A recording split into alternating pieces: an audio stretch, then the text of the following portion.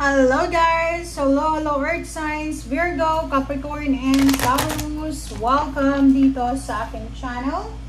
At ay para sa lahat ng mga Earth Signs, Virgo, Capricorn, and Taurus. This is the next 2 days reading para sa lahat. Tingnan natin. Okay, first card is 23, Earth Signs. Second card is 35. Wow, ang galing.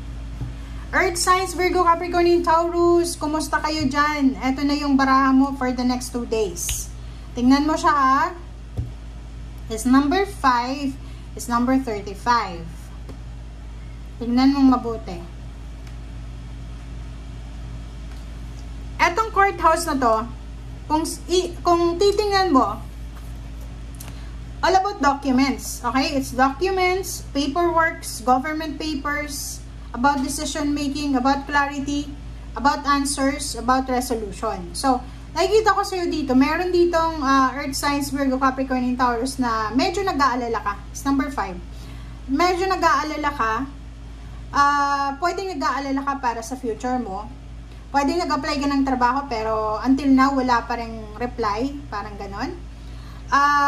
Pwedeng nangangailangan kang kumbaga ayusin. Kailangan mong ayusin yung mga financial mo or mga documents mo, government papers or anything.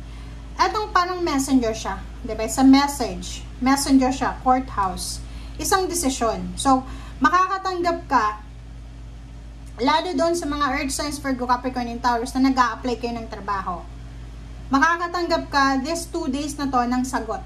It's a message. Pwedeng paper, letters, documents, chat, email, or kung ano man to, pwedeng word from mouth of someone, diba? So, ito ay message na matatanggap mo. Ang message na to ay matagal mo tong, kumbaga, inaalala. And this message will contain 35, money, 8. So, sinasabi ng barahan na yung matagal mo nang hinihintay, yung matagal ng number 5, yung worries and fears mo, nakikita mo yung pathway mo dyan, maliwanag na siya, oh. Diba? May konting liwanag kang nakikita. So, sinasabi dyan sa'yo ng barahan na makikita mo yung liwanag na, ay, malapit na pala. Okay? Ay, nakikita ko na yung liwanag. Ay, nakikita ko na yung papupuntahan ko. Parang ganun. So, possible na makatagpo ka or possible na makarinig ka ng magandang balita.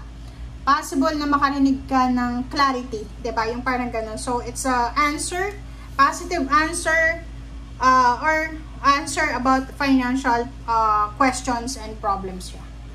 Okay, thank you. Earth Signs, Virgo, Capricorn, and Taurus.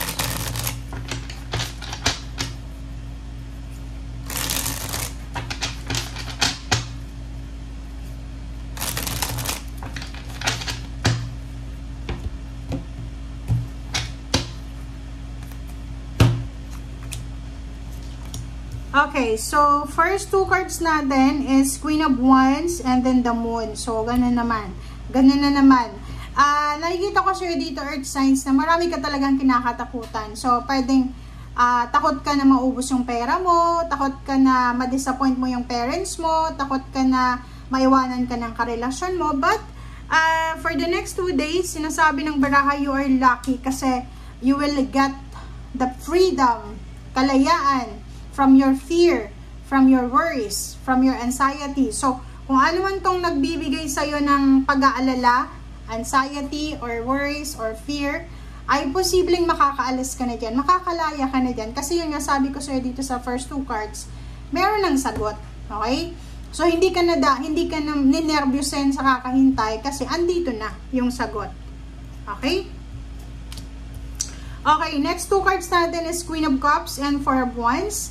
In terms of relationship, in terms of stability and balance, maayos naman yung takbo ng pamilya mo, ng self mo, emotion, kasi tingnan mo, manageable. Yung emotion, lalo yung babaeng Earth Signs, manageable mo yung relationship mo and emotion. Dito nakikita ko yung incoming, upcoming stability and balance and security ng family. Pwedeng kung wala ka pang asawa ngayon, nakikita ko na mas magpo-focus ka sa parents mo, sa siblings, or sa family mo. Okay? Nakikita ko rin yung reconciliation, nakikita ko rin yung planong pagpapatayo ng bahay, planong pag-travel. Ang daming plano dito. So, nakikita ko yung sobrang stability and balance dito.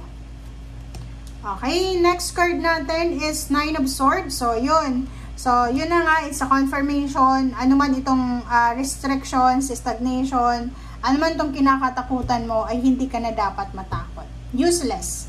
Useless yung nararamdaman mong takot na yan. Okay?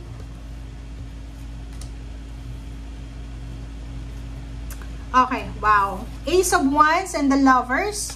Comment down below doon sa mga single na Earth signs, Virgo, Capricorn, and Taurus. Pwedeng makatanggap ka ng love offer. Pwedeng may manligaw sa'yo kung babae ka. So, pwedeng yun ang rason kung bakit ka kilig na kilig. So, etong Ace of Wands is sobrang kilig, sobrang excitement, sobrang confidence. And yung Lovers na to, nakikita ko sa'yo na posibleng makatanggap ka ng love proposal, wedding proposal, engagement proposal, or kung ano man tong proposal sa usaping emotion. Okay, Hierophant. And dito naman, sinasabi ng baraha dito, Earth signs na, yung direksyon na tinatahak mo ngayon, or yung direksyon na gusto mong puntahan, or yung direksyon na gusto mong simulan, doon sa lugar na yon or doon sa sitwasyon na yon ay makakatagpo ka ng mga tao na pare-pareho kayo ng mindset. So, makakatagpo ka ng mga tao na pare-pareho yung plano nyo sa buhay. Okay? So, makakatagpo ka ng mga taong pare-pareho kayo ng dream. Hopes and dreams ba? Okay? So, sinasabi dyan ng baraha sa'yo na posible, okay, na posible na kung sino man ito na matatagpuan mo na to, etong mga taong to ay tutulungan ka nila. Tutulungan ka nila para makuha mo talaga yung sobrang satisfaction. Okay? So, pwedeng ano to, mga mentor, connection. So, like, for example, may kaibigan ka, kakilala ka, or parang sabihin na natin na may magre-recommenda sa'yo. Parang ganun.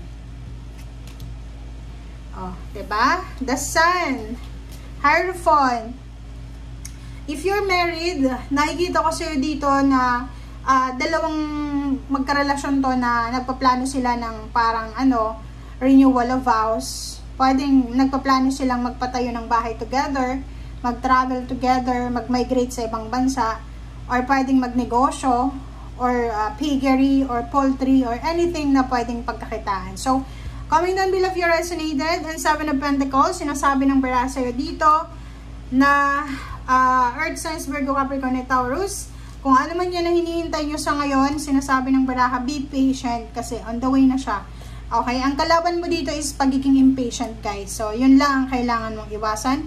Yung maapura, yung maging aggressive, maging impulsive, kasi magkakamali ka talaga sa desisyon if yan yung paiiralin mo. Thank you guys for watching. Bye!